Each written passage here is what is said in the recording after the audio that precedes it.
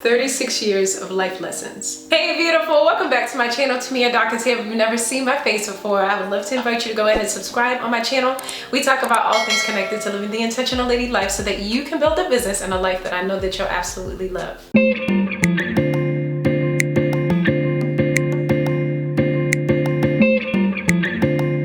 So I was definitely inspired to go ahead and put together this video because I am definitely into intentional living, and also I'm totally into allowing for women to transparently maybe see or hear of some of the experiences that I've had in my life.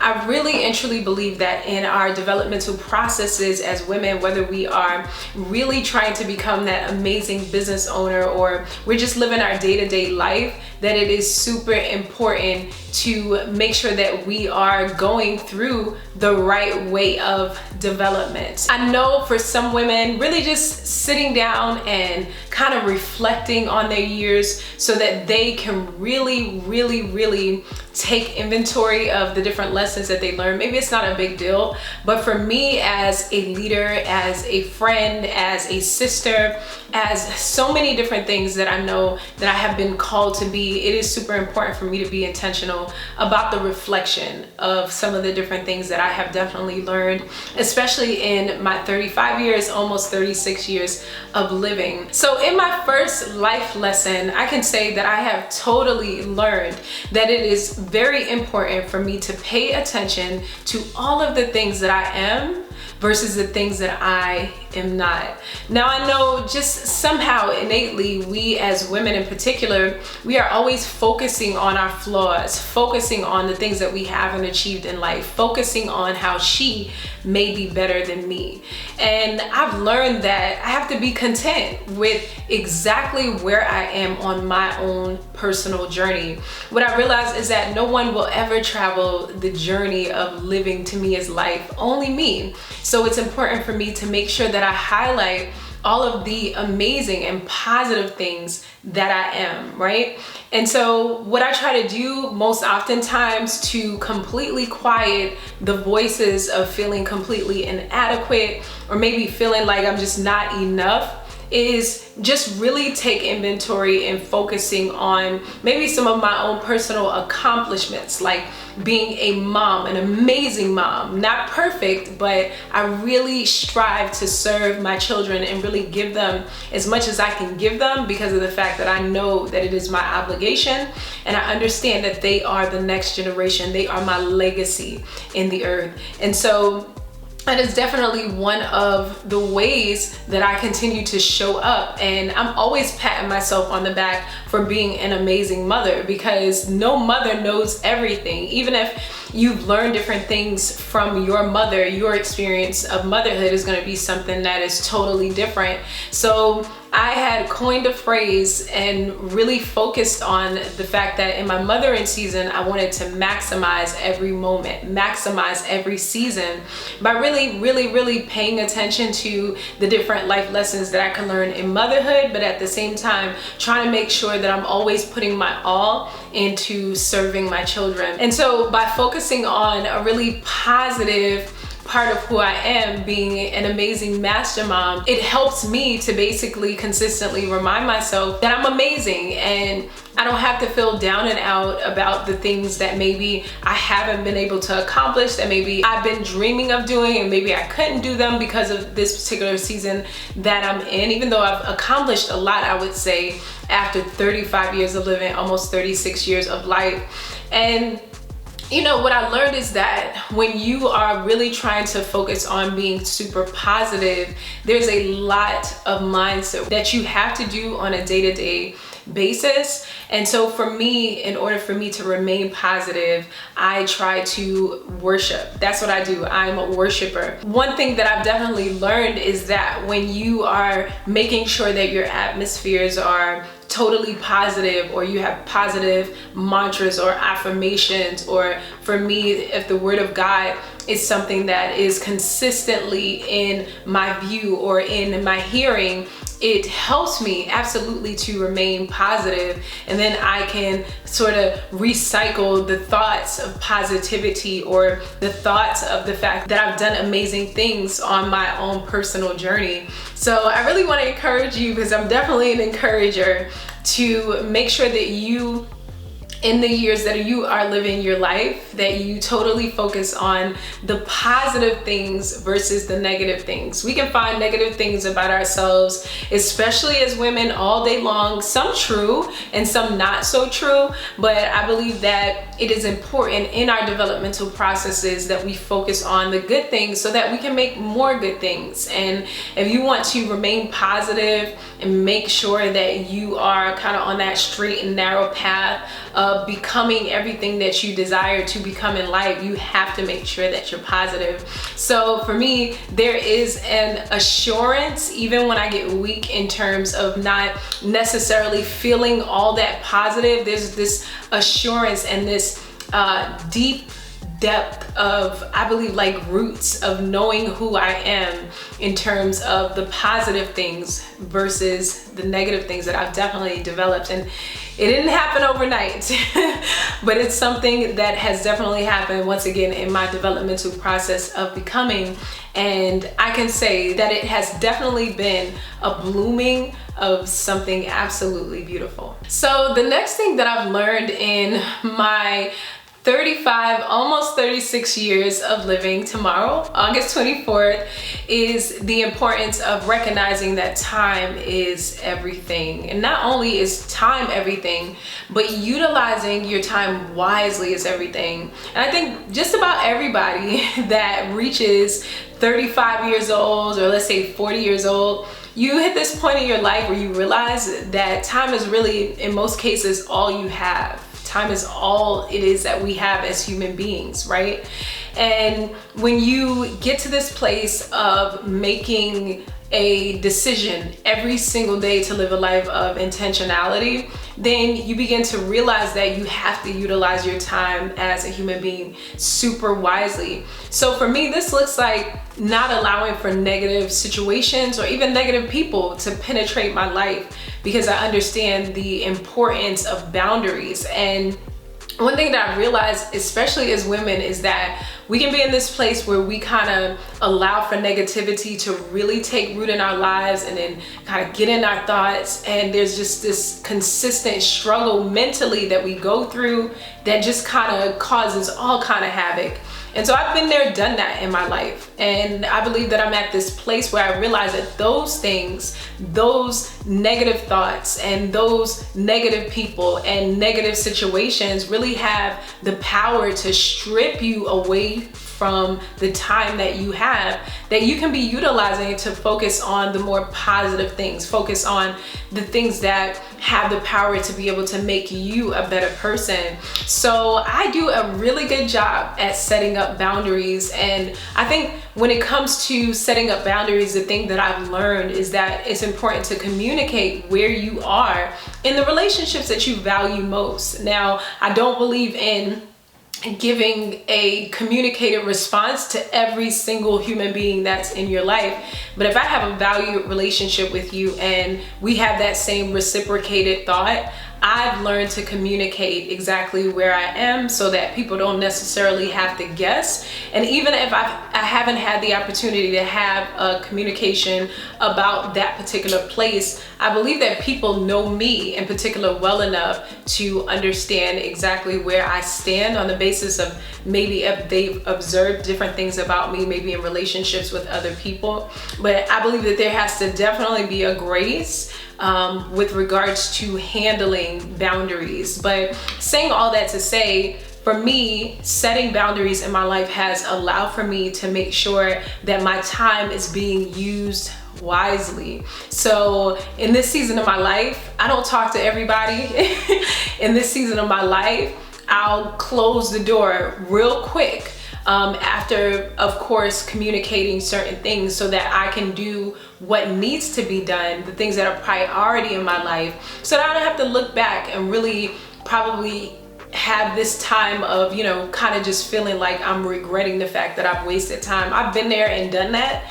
And I really believe that I'm this type of person that has a call. And when you have a call in life, there isn't a lot of amount of time that you have to fulfill that call. And when I had that mindset shift and I realized that particular principle or truth, then that's when I started to hone in and say, hey, you need to set some serious boundaries with just about everybody in your life. And boundaries are not a bad thing, so that you could definitely make sure that you're utilizing your time wisely. So this has been something that has totally been super helpful for me in my life. And I think it has totally made me more of a healthy person, especially with regards to teaching people the art of making sure that we're utilizing our time wisely. And for me, especially in this season of my life, my family is everything. So out of everybody, they usually get majority of the time. And of course, in my relationship with God, just taking time to cultivate who I am. And then those that I serve in the extended part of my family, meaning to say my immediate family, such as like my mom, my siblings, if they need me, and then the people that I serve in ministry as well. So I think that it is kind of, even though I hate saying this word, it's kind of like the whole balancing act thing, but just really realizing where you need to show up in terms of the fact that we don't have forever to do the things that we need to do. So utilizing my time wisely has definitely been a lesson and has been something that I've been able to really tighten in this last year. So this next lesson has been for me to learn to live a lifestyle of self-care.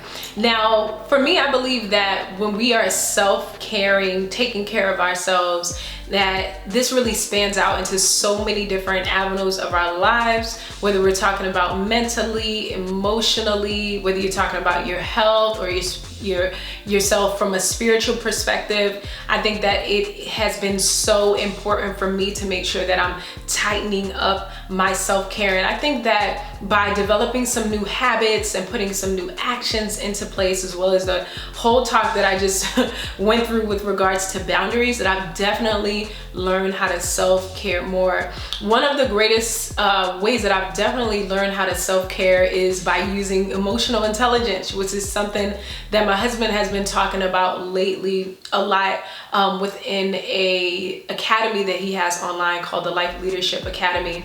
And I think if you've never done any research on emotional intelligence, that you definitely need to. I believe that emotional intelligence, when it's utilized in a way connecting it to self-care, can literally add years to your life. And the whole kind of concept around it is just literally making sure that you're in this place where you're taking responsibility for how you react emotionally in circumstances, whether it's in terms of something that you're dealing with internally or something that's coming towards you from the outside. So for me, when it comes to implementing just that whole mindset of utilizing emotional intelligence, it helps me to preserve myself as a woman, because we've always been labeled as being, completely emotional creatures. Like everything that we do probably stems from where we are hormonally. And even though there's a level of truth to that, there is a level of control that we can develop as women. And I believe that I've tapped into that, especially within this past year, with combining the fact that by me making sure that I'm utilizing a level of emotional intelligence, it is an act of self-care, which I owe myself for all that I do, for all that I am. I owe myself that. I've definitely been able to do that. And so I want to impart to you as a level of wisdom that you do the same. You have one life to live, and if you do not take care of you, no one will ever take care of you. So definitely implement self-care in terms of your physical self, obviously taking care of yourself. That's something that I love to do. Whether you're talking about eating healthy or exercising or speaking to a therapist, speaking to your local pastor, or making sure that you're self-caring from a spiritual perspective, spending time with God, spending time in worship, or whether it has to do with taking care of yourself, making sure that your environment is okay, or your relationships. Like, every avenue of life can become a total drain if not careful, even if it starts off to be a good thing. And so I connect that to my children. My children are amazing. They're a gift from God, but if not careful, they can completely drain me. So even with them, there has to be boundaries of bedtime. There has to be boundaries of kind of just taking a breath. There has to be boundaries of me making sure that Tamia is doing what Tamia wants to do, so that I'm good for myself first and then for everybody else. And sometimes you just got to take time out to do what you have to do for you. And that has definitely been a life lesson for me, and I'm absolutely enjoying taking care of myself. Now, last but not least, I love this next life lesson that I've learned within the past year, and that has been the art of consistency. Now, I remember one time I was actually, I think, at a group something at our church. I think it was like a Millennial group meetup, and we had to go around in a circle and name one particular word that reminded us of the person that we were obviously talking to. And someone named me as being consistent, and that was something that was so amazing, because I love consistency. Like, it's how I'm wired. When I'm in relationship with people, I look for consistency. I look for them to continue to show up, whether it's emotional or mentally. That's something that is super important to me. And so if I'm looking for that, then I have to be that, so that I'm not a hypocrite. And I found that I've really gotten a good momentum when it, comes to making sure that I am consistent, whether you're talking about showing up in your business, or whether you're talking about showing up for your family, or showing up in terms of your relationship with God. There has been this consistency because of the hunger that I have to have that maintained momentum. And the more that I've worked that muscle of learning the art of consistency, the more that I've seen certain levels of my life pretty much line up. So whether I'm talking about growing certain, aspects of my business, or growing in certain, let's say, levels of communication with my loved ones, there is a level of consistency that I've had to have in order to do that. And so from another perspective, even with my YouTube channel, I now upload 3 videos a week with 3 kids that are being homeschooled and running my online business, being a wife, being a ministry partner to my husband for the past 12 years. Like, there are a lot of wheels turning, and I've managed to be consistent, making sure that, hey, this is gonna be the day that I upload, and come rain or shine, it is getting done. And one of the things that I've realized that has really happened to me when I've made a choice in times past, or like with my YouTube channel, to keep showing up, is that there's this amazing sense of accomplishment, even in the things that I have not seen the full results of right away. To be able to say that I made a commitment to consistently show up is everything. And I think that when people see that you are the type of person that is named, that can be named as consistent, they trust you more. Like, they trust you more. You become more of an authority figure, and people will really begin to want to take your guidance in certain circumstances within their life, which is a big deal, being able to help people to make decisions in their everyday life. And so being named as a person that has been said to be consistent, whether it's in my relationships with people, or my relationship with God, or my relationship in my business endeavors, whatever it is, I love to be named as consistent, because I find that it is such a valuable trait to definitely have, and a great muscle to utilize as a human being, and definitely as a woman and an entrepreneur. So learning the art of consistency, consistently showing up, making a choice to not stop no matter what comes up, whether it's negative thinking or circumstances or whatever have you, just that mindset that says that, Tamia, you're gonna keep showing up no matter what, has been something that I've seen myself really blossom with. And I think that it is a great thing in terms of being an example and a leader for other people to know that, hey, this woman is gonna consistently show up. So those are some of the life lessons that I've learned, especially in this last year.